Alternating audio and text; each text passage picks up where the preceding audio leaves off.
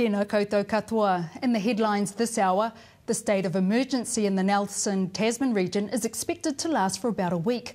Widespread flooding and heavy rain has caused slips and other damage to infrastructure.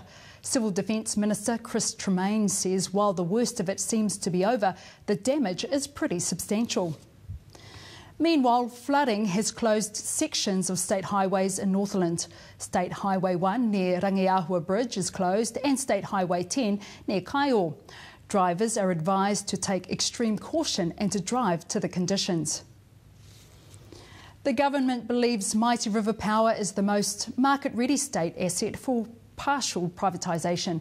State-owned Enterprises Minister Tony Ryles signalled it'll be the first of the nominated SOEs to be put up for public offer, set to take place next year. Mr Ryles says the company's board and management are very well known to the market. It's a company that has a strong record of performance. It's also a company that is of a good size, and I think that all stacks up for the reason why the advice has come forward and we supported that Mighty River Power should be the first. Air New Zealand will be the sole domestic carrier to all government agencies.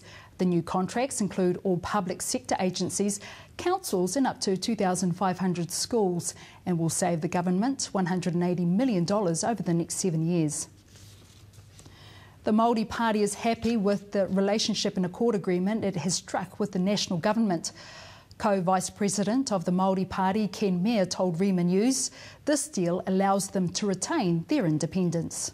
We respect each other to agree to disagree, and secondly, we're not hooked into their policy program, and we don't have to vote for their legislative program as well.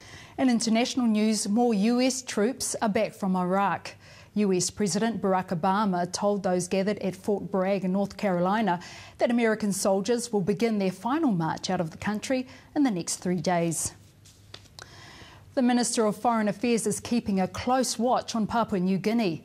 The government there is in crisis, with veteran leader Michael Samar attempting to rule from a hotel.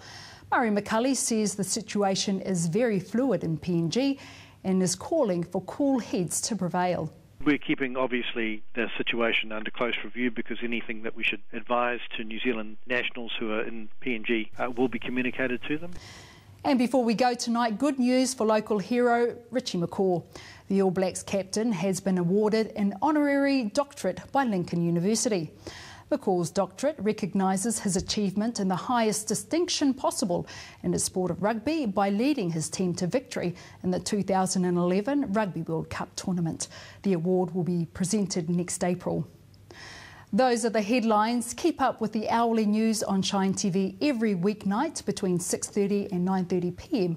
on New Zealand's Rhema. From the RBG News Centre, Paul Marie.